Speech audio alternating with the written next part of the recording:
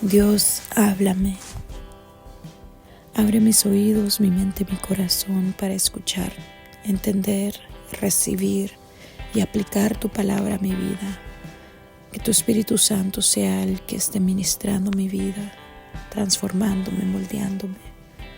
Lléname, Señor, con tu palabra y con tu presencia, Señor. En el nombre de Jesús. Amén.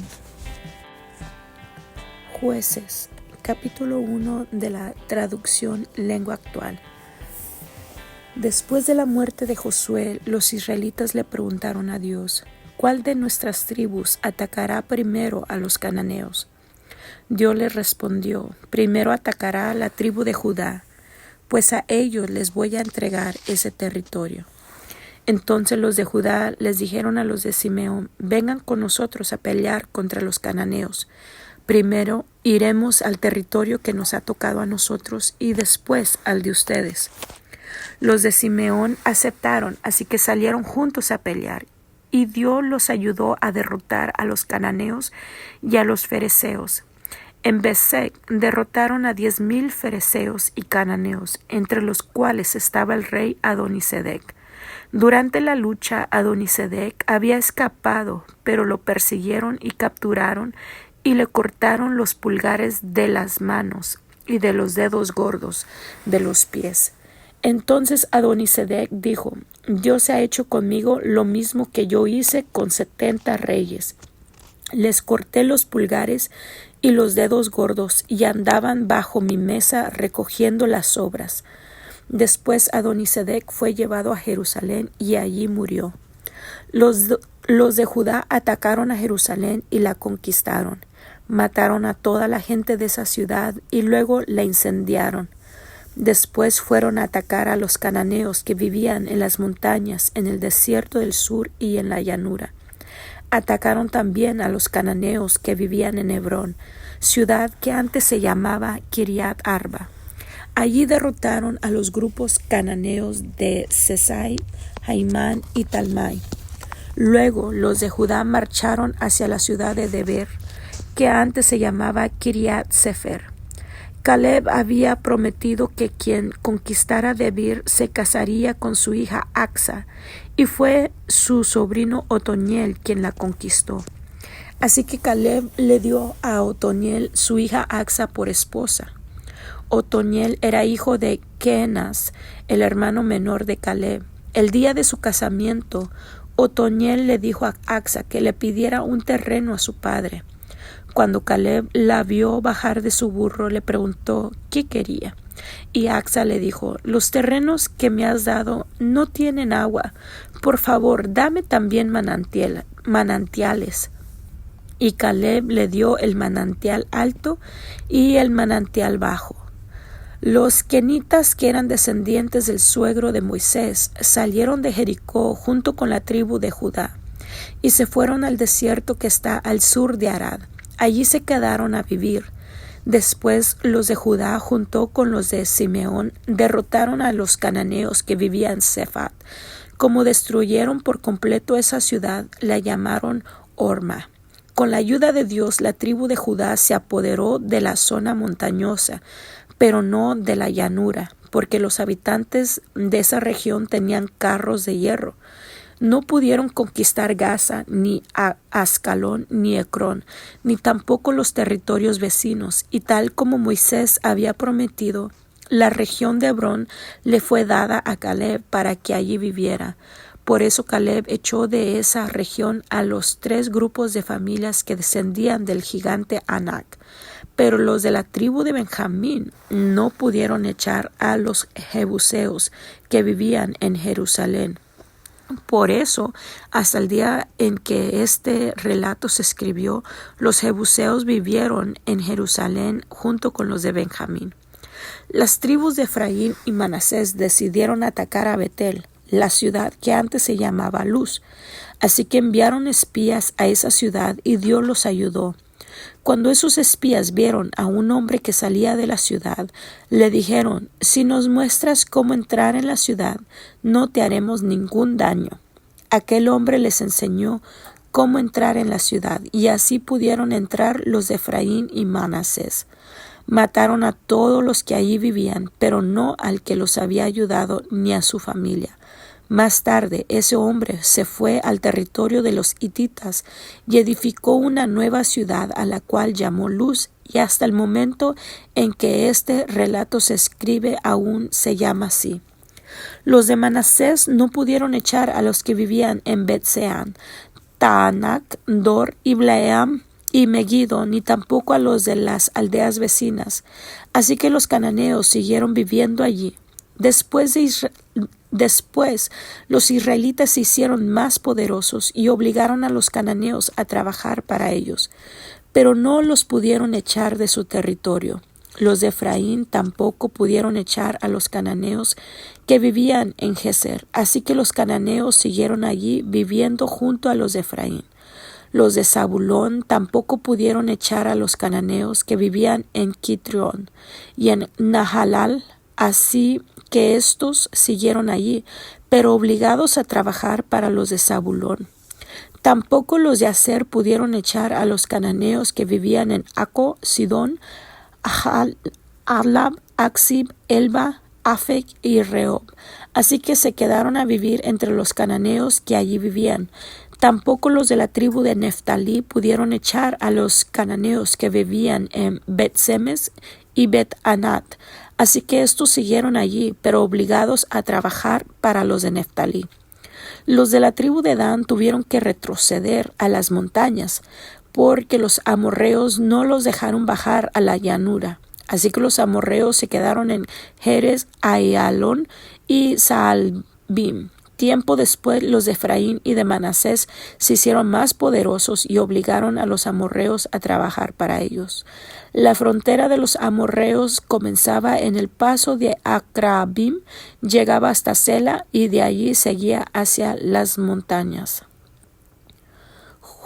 Jueces 2. El ángel de Dios salió de Gilgal y fue a Boquim para darles a los israelitas el siguiente mensaje de parte de Dios. Yo los saqué a ustedes de Egipto y los traje al territorio que les había prometido a sus antepasados. A ellos les dije, yo les cumpliré mi promesa, pero ustedes no deben hacer ningún trato con la gente que vive allí. Al contrario, deben destruir sus altares. ¿Pero qué hicieron ustedes? Simplemente me desobedecieron. Por eso, ahora que ustedes avancen, no voy a echar a esa gente. Tanto ellos como sus dioses serán una trampa para ustedes. Cuando el ángel de Dios terminó de hablar, los israelitas comenzaron a llorar y a gritar. Por eso llamaron Boquim a ese lugar y allí ofrecieron sacrificios a Dios. Josué despidió a los israelitas y estos fueron a establecerse en el territorio que a cada uno le había tocado. Mientras vivieron Josué y los líderes del país, los israelitas obedecieron al único Dios verdadero. Esos líderes habían visto las maravillas que Dios había hecho en favor de los israelitas. Josué murió a los 110 años de edad. Lo enterraron en su propio territorio de Timnat-Sera, que está en las montañas de la tribu de Efraín, al norte del monte de Gaaz. Murieron también todos los israelitas de su época. Por eso los que nacieron después no sabían nada acerca del Dios verdadero, ni de lo que Él había hecho en favor de los israelitas. Los israelitas dejaron de adorar al Dios de sus antepasados, que los había sacado de Egipto, y empezaron a adorar a los dioses de la gente que vivía a su alrededor. Adoraron las estatuas de dioses falsos como Baal y Astarte. Este pecado de los israelitas hizo enojar a Dios. Tan enojado estaba con ellos que dejó que los atacaran y le robaran lo que tenían. También permitió que los derrotaran sus enemigos sin que ellos pudieran hacer nada para impedirlo. Cuando iban a pelear, Dios se ponía en contra de ellos y todo les salía mal, tal como Él lo había advertido. Los israelitas estaban en grandes aprietos. Así que Dios les puso jefes para librarlos de quienes les robaban. Sin embargo, ellos no prestaron atención a esos jefes, ni fueron obedientes a Dios, sino que adoraron a otros dioses. Sus antepasados habían cumplido los mandamientos del Dios verdadero, pero ellos no los cumplieron. Dios ayudaba a los jefes que Él ponía. Mientras ese jefe vivía, Dios salvaba a los israelitas de sus enemigos, porque se compadecía de ellos al oírlos quejarse de sus sufrimientos. Pero al morir el jefe, los israelitas volvían a pecar. Su comportamiento era peor que el de sus padres, pues servían y adoraban a otros dioses y tercamente se negaban a cambiar de actitud.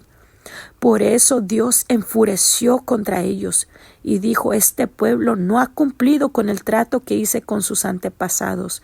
Me han desobedecido. Así que ya no voy a echar a ninguno de los pueblos que todavía quedan en el territorio desde que Josué murió. Usaré a esos pueblos para ver si los israelitas en verdad quieren obedecerme, como lo hicieron sus antepasados. Por eso Dios no expulsó enseguida a los pueblos que Josué no había podido derrotar, sino que les permitió quedarse. Jueces 3. Cuando se luchaba para conquistar el territorio de Canaán, muchos de los israelitas todavía no habían nacido. Por eso Dios dejó algunos pueblos cananeos para que los israelitas que nunca habían combatido aprendieran a pelear. Dejó a 5 jefes filisteos, a todos los cananeos, a los sidonios y a los heveos que vivían en el monte Líbano, desde el monte Baal Hermón hasta el paso de Amat. Además dejó a los hititas, amorreos, fereceos y jebuseos. Con esos pueblos Dios también puso a prueba a los israelitas para ver si obedecían las órdenes que Él había dado por medio de Moisés. Pero los israelitas no obedecieron, sino que permitieron que sus hijos y sus hijas se casaran con gente de esos pueblos y que adoraran a sus dioses.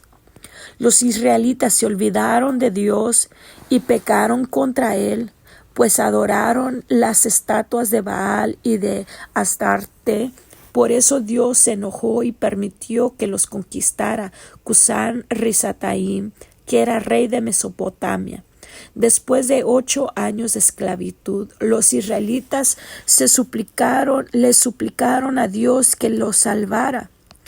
Y Él les puso por jefe a Otoniel, sobrino de Caleb. El Espíritu de Dios actuó sobre Otoniel y éste guió a los israelitas en su lucha contra Cusán Risataim. Así Dios ayudó a Otoniel a derrotar a su enemigo. Después de esto hubo 40 años de paz en la región hasta que murió Otoniel.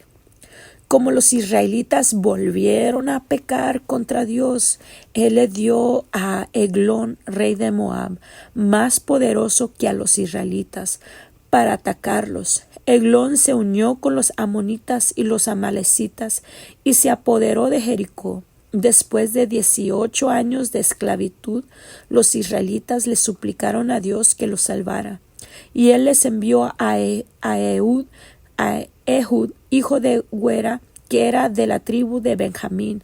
Ehud era el encargado de llevarle a Eglón los impuestos que los israelitas debían pagarle. Ehud hizo una espada de doble filo de unos 50 centímetros de largo, y como era impedido de la mano derecha, se la puso del lado derecho, cubriéndola bajo sus ropas. Luego se fue a llevar los impuestos al rey Eglón. Después de entregarle los impuestos, Ehud y sus hombres salieron de allí, cerca de Gilgal, donde estaban las estatuas de los ídolos. Se despidió de ellos y regresó a donde estaba el rey Eglón, que era muy gordo y estaba sentado en su sala de verano. Ehud le dijo: Su Majestad, tengo un mensaje secreto para usted. El rey ordenó a sus servidores que salieran. Entonces Ehud se acercó al rey y le dijo: el mensaje que traigo es de parte de Dios. Al oír eso, el rey, como pudo, se puso de pie. Ehud tomó con su mano izquierda la espada que llevaba del lado derecho, y con tanta fuerza se la clavó al rey en el vientre que le vació los intestinos. Como Eglón era tan gordo, toda la espada quedó atorada en su gordura. Después Ehud cerró con llave las puertas de la sala de verano, salió por una ventana y se fue. Cuando los servidores del rey volvieron y encontraron las puertas cerradas con llave, pensaron que Eglón estaba haciendo sus necesidades. Esperaron afuera un buen rato, pero como el rey no salía, comenzaron a preocuparse. Entonces abrieron las puertas y encontraron a su rey tendido en el piso y sin vida. Mientras los servidores habían estado esperando, Ehud se había escapado.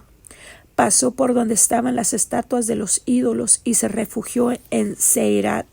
Al llegar a las montañas de la tribu de Efraín, tocó la trompeta para reunir a los israelitas.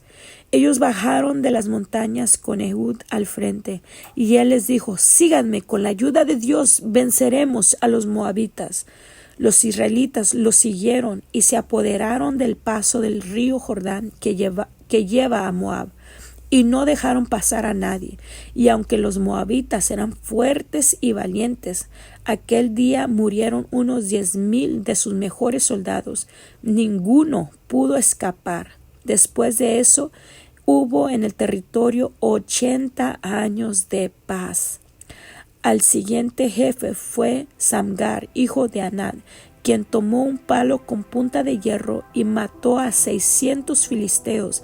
De esa manera salvó al pueblo de Israel. Gracias, Dios, te doy por tu palabra tan hermosa, tan gloriosa, Señor, donde vemos tu mano de poder y misericordia, Señor. Gracias, Señor, porque vemos el ejemplo de Caleb, Señor, que a su anciana edad, Señor, a sus 80 años, Señor, tú lo llenaste de valor, de fuerza, Señor, para conquistar su tierra, y no solamente conquistar su tierra, para echar fuera los descendientes de Anac, que eran gigantes, Señor. Sabemos que Caleb es de la tribu de Judá, Señor, y en cierta manera, Señor, tú pusiste en él, Señor, una victoria generacional, Señor. Así como hay maldiciones generacionales, Señor, tú pusiste sobre él una victoria generacional, Señor, porque él, siendo de la tribu de Judá, defendió y derrotó, Señor, a esos gigantes. Vemos que de su linaje, Señor, también salió David, Señor, a destruir, a derrotar a gigantes también, Señor, y a defender a su territorio, Señor. Señor, por esa victoria de Caleb, Señor, a su anciana edad. De seguro David dijo: si mi bisabuelo, mi tatarabuelo, mi descendiente a su edad, Señor, de vejez, le diste la victoria en contra de los gigantes, los echaste fuera, porque tú estabas con él, Señor. Tú también puedes usar a este pequeño muchacho para derrotar a este gigante Goliat, que está desafiando al Dios vivo, al Dios de los ejércitos. Señor, nuestras decisiones de creerte, nuestras decisiones de poner nuestra confianza en ti, Señor, marcan la historia de nuestras familias, marcan la historia, Señor, aún de nuestras naciones, Señor, de nuestra nación, de nuestros linajes, Señor. Qué hermoso, Señor, que por su fidelidad, por su fe, por su confianza en el Dios de los ejércitos, Caleb pudo apartar, a cambiar la historia o trazar un camino para su linaje, a ser personas de victoria victoria, a ser personas que no se enfrentan a gigantes, porque saben que no son ellos, sino que es Dios de los ejércitos el que va al frente, va atrás, va y los rodea de su presencia para defenderlos y derrotar cualquier enemigo que se le haga frente, porque no son ellos, sino eres tú, Señor. Pero ay de aquellos, Señor, que se apartan de ti, Señor. Vemos, Señor, esas enseñanzas de esta escritura, que morían aquellos que habían conocido de ti, Señor, que habían visto tus maravillas, que habían visto tu mano de poder defendiéndolos, Señor, y se hacían débiles, Señor, espiritualmente, en fe en ti, Señor, y se iban, Señor, se apartaban de ti, y tú mismo eras contra ellos por su pecado, por su rechazo hacia ti, Señor. Tú permitías, Señor, que fueran derrotados. Tú permitías, Dios, que les robaban. Tú permitías que fueran atacados y tú mismo te ponías en contra de ellos hasta que ellos clamaban, hasta que ellos se postraban y reconocían su error. Señor, entonces tú cambiabas el momento en esa historia, Señor. Tú cambiabas, Señor, la situación de derrota, de miseria, Señor, y la cambiabas, Señor, en victoria y en bendición, Señor. Solamente era necesario que tu pueblo se humillara y clamara. Era necesario que el pueblo reconociera su error y volviera su corazón a ti, y tú llegabas como poderoso gigante para defenderlos. Mandabas, Señor, levantabas un libertador, Señor. Te pido, Señor, en esta hora, Señor, que tú nos enseñes, Señor, a levantar hombres y mujeres, Señor, que tengan esos encuentros contigo, Señor, para que no llegue, Señor, para que no se olviden de ti, Señor, las generaciones que vienen detrás de nosotros. Señor, hemos caído en una generación que no te conoce, Señor, pero te pedimos, Señor, que tengas misericordia, Señor, que levantes hombres y mujeres que enseñen a tu pueblo quién eres, Señor, que eres un Dios de poder, un Dios de milagros, un Dios de amor, de perdón, Señor. Levanta, Señor, hombres y mujeres, Señor, que lleven esas buenas noticias de salvación, que estás allí como poderoso gigante para defenderlos, para ayudarlos, Señor, para sacarlos de esa derrota, para sacarlos de esa miseria, para que cambie su vida de que mal en peor, vayan de gloria en gloria. Si solamente voltearan sus corazones, volviesen sus corazones a ti, Dios. Ten misericordia, escucha nuestro clamor, salva, Señor, esta generación, salva a nuestros hijos, salva a nuestros nietos, salva, Señor, el pueblo, Señor, de estos tiempos, Señor. Aviva el fuego, trae avivamiento, trae salvación, Señor. En el nombre de Jesús te lo pedimos. Amén.